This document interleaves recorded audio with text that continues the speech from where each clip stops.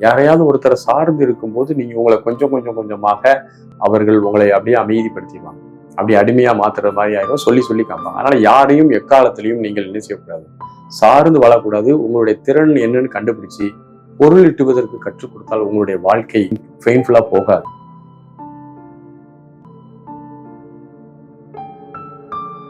அனைவருக்கும் அன்பான வணக்கங்கள். அரிது அரிது மானுடராய் பிறத்தல் அரிது என்று ஔவை பாட்டி நம்மகிட்ட சொல்ல ஒரு விஷயம். மானுடரா பிறந்தாச்சு. நம்ம எல்லாருமே நம்முடைய வாழ்க்கையில சார்பியல் கோட்பாடோடு தான் வாழ வேண்டும். ஒருத்தரை ஒருத்தர் சார்ந்து தான் வாழணும். உணவுக்காக, உடைக்காக, எல்லா தேவைகளுக்குமாக யாரையும் நம்ம சார்ந்து தான் வாழணும். ஆனால் அந்த சார்பியல் வாழ்க்கையில ஒரு வகையான ஒரு புரிதல் நமக்குள்ள இருக்கணும்.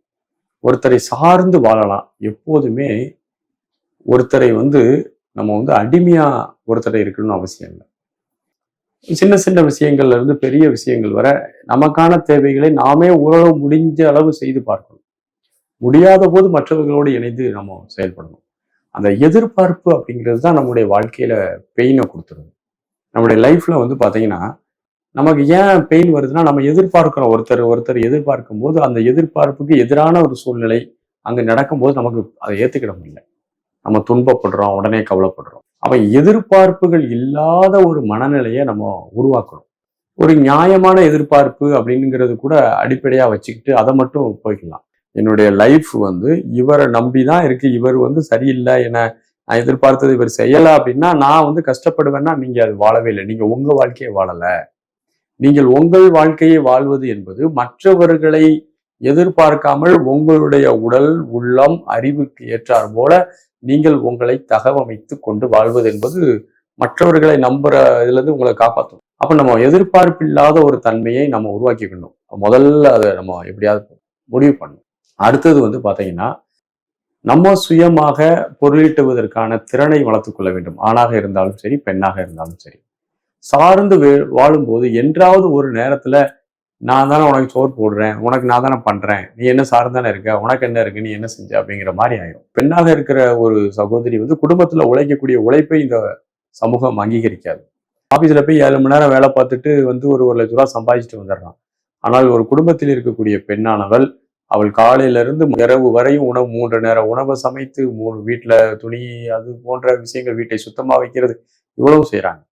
ஆக பெண்கள் தான் இதெல்லாம் கட்டாயம் செய்யணுங்கிற அவசியமும் இல்லை. ஆண் பெண் சமமான சமுதாயத்துல ஆணும் பெண்ணும் ஒரு குடும்ப வாழ்க்கையும் பொருளாதார வாழ்க்கையும் பகிர்ந்து கொள்ள வேண்டும். நீங்க யாரையாவது ஒருத்தரை சார்ந்து இருக்கும்போது நீங்க உங்களை கொஞ்சம் கொஞ்சம் கொஞ்சமாக அவர்கள் உங்களை அப்படியே அமைதிப்படுத்திடுவாங்க.